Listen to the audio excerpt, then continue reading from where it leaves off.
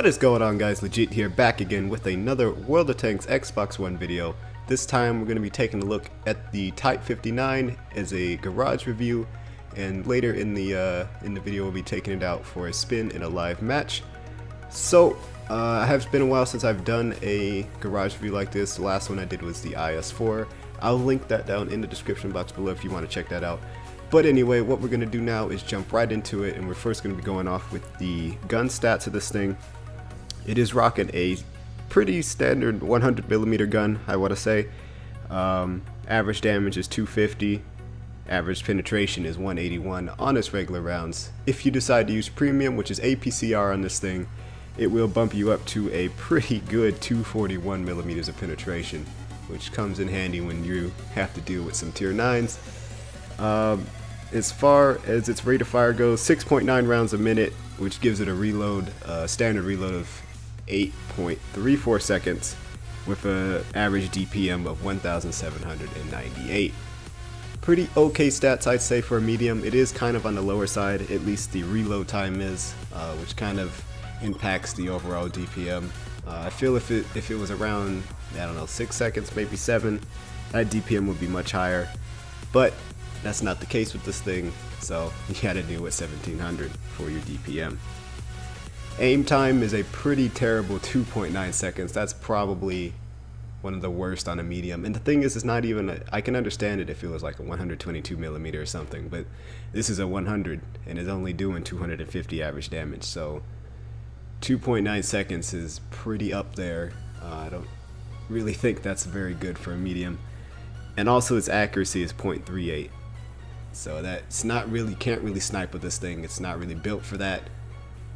This is more of an up close, in your face kind of brawler medium. As far as depression goes, it's got -7 degrees of gun depression, which is just phenomenal on this style tank. I think, I want to say it's probably as this style goes, it's probably the best at -7. I know the Object 140 has -6. And the T62A and the Object 430 both have -5, so -7 is a pretty good advantage over those other two tanks. The view range is a pretty okay 380 meters, kind of standard for tier 8. Can't really go too much higher than that unless you're a light tank. And a pretty not so good signal range of 600 meters, but you don't really notice that in matches. I don't, at least I don't. As far as the when you're shooting, gun dispersion, not too good on this. I'll put that on the screen somewhere up here so you can see, but it is pretty terrible. You move the tank, the turret, that gun reticle is just gonna get real big, which means you have to sit there and aim again for another 2.9 seconds. So that's just something to keep in mind. As far as mobility goes, it's got a 520 horsepower engine pushing 36,000 pounds. Which gives it a power to weight ratio of 14.44, which is not bad. You can't really scoff at that. I mean, it's kind of average for a medium, so pretty good stuff there. Top speed of 56 kilometers an hour. Whole traverse is 46 degrees, and the turret traverse is also 46 degrees. You will be able to swing this turret around real quick to re-engage targets. Another thing is its terrain resistance is, again, not very good for a medium. It's on the worst side. I'll put that on the screen for you guys to see. It's medium and soft terrain resistance is what gets it. The hard is pretty okay, but soft and medium terrain is where this thing starts to get real sluggish. Those who have had this tank, I'm pretty sure, will know that too. It is kind of frustrating when you're supposed to have you have this really good top speed and this really good traverse, but you can't really utilize it because of that ground resistance. But on the plus side, it can go backwards at 20 kilometers an hour, so at least if you get into trouble, you'll be able to back up and get out of it pretty quick. So that is a plus. As far as the armor goes, this is where this tank starts to shine. The hull on the front is 100mm, side is 80, and the rear is 45.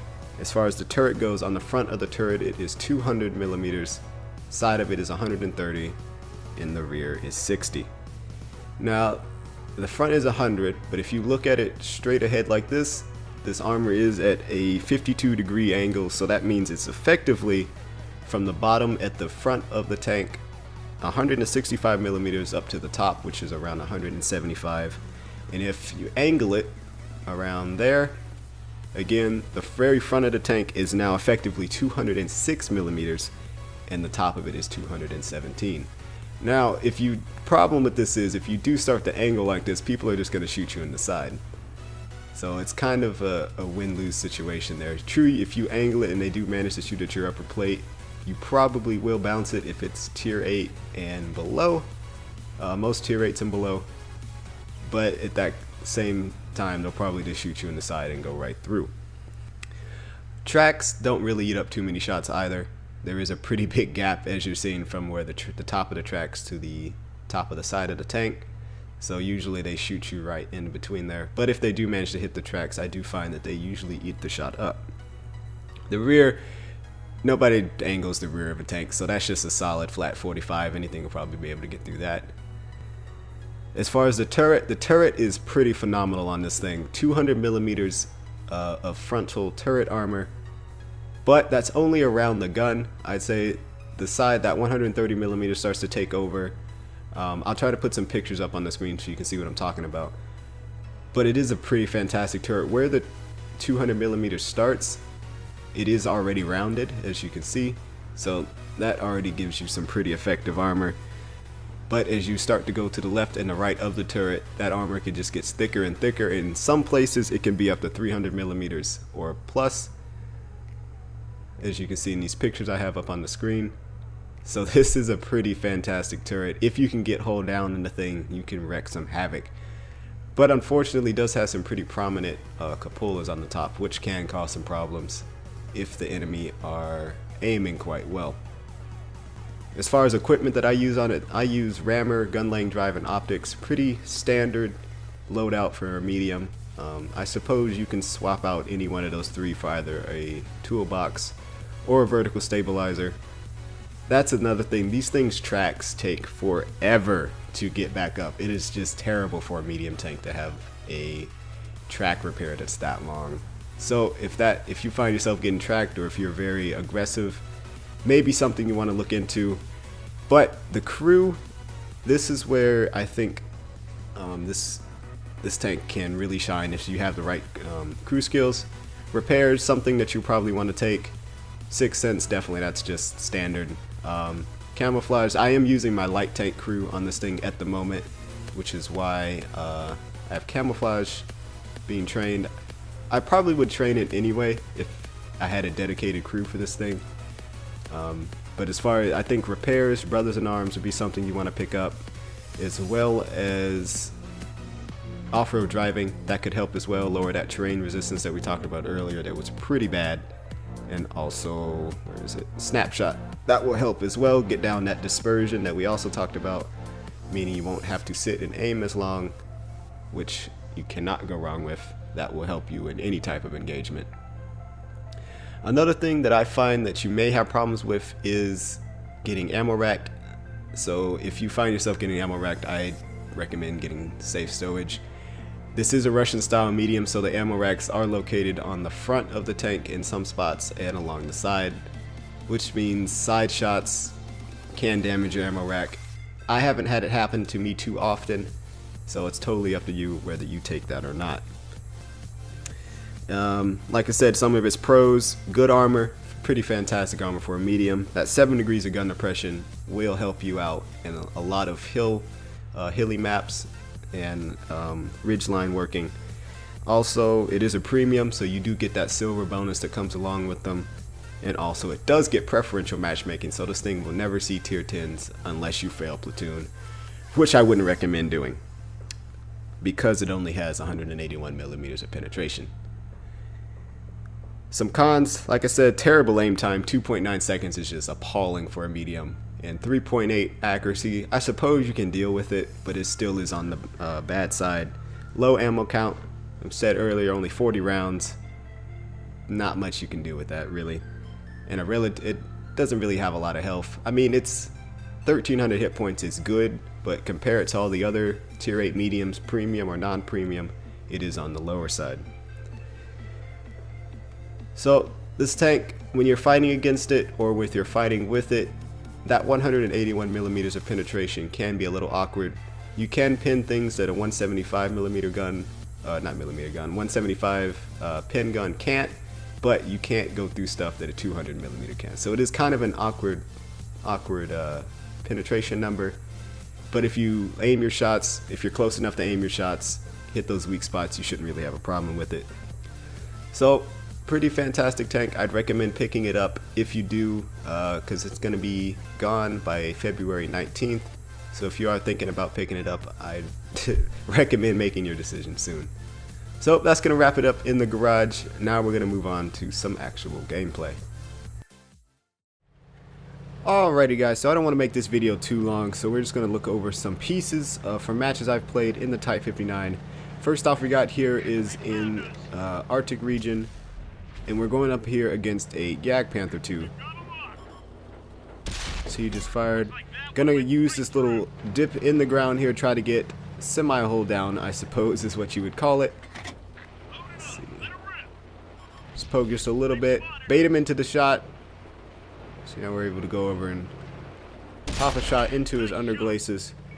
But I think what this showcases really is the hold down capabilities of this thing. It's kind of like the T-29 when it gets hold down. Nobody really wants to mess with it. Most people don't even bother trying to shoot. Like, I'm pretty sure this Jagdpanther 2 is loaded, but I'm literally giving him nothing to shoot at. Granted, I am trying to bait him into a shot, and this slope is quite steep, so I can't really point the gun down at him. But if I back up and do kind of a reverse kind of ridgeline working, then there's literally nothing he can really shoot at. Most people don't even bother. See if we can light this guy up again. I think it's an IS-6 behind us. And by the time you do have a shot, you've already fired and you're already getting back into cover. So honestly, when this thing gets hold down, it can be quite terrifying, really. Sure, I am moving a lot. I'm still worried about artillery. I have a bad experience with artillery in this tank, so it's not something I'm really wanting to get shot with. Bounced the shot off the turret from the Jagdpanther 2. Tried to fire some high explosives, see if I can finish off that last bit of health, but it didn't do any damage for some odd reason. I'm not sure why. But since he did fire, we can move up. And there's pretty much nothing really this Jagdpanther 2 can't really get away. Either me or the IS-6 is going to get a shot on him, so kind of inevitable. But this thing's turret is just absolutely ridiculous at tier 8. Probably one of the better turrets. Jagdpanther 2 shoots us in the track, probably out of frustration, and that is pretty much it for him. So the turret is pretty fantastic. Next is we are here on Cliff. Got ourselves a tier 9 match, but that's not really relevant. What I'm showcasing here is really how aggressive you can get. Probably even more so than I am here. This thing is not so much super flexible, but it is a just straight up brawler. Not a sniper, just up in your face, shooting holes into the enemy kind of tank. True, this was on a smaller scale, but like I said, you guys probably get much more aggressive in these spots. But it is a learning curve. I would say if you're not really used to playing tanks like this, it will take you a minute to get the hang of it. But once you do, this is a very powerful force on the battlefield. I think, in my opinion, you guys let me know what you guys think if you do own the Type 59. Try to get a shot into that M46 Patton, but it's that aim time and that accuracy that we talked about that just really didn't work out there. I should have aimed a bit longer, but I got impatient. Not really sure why. It's not like something was shooting at me, but whatever. Push this guy off. And then you can just do rolling shots like that, which doesn't really make any sense. RNG, what are you gonna do?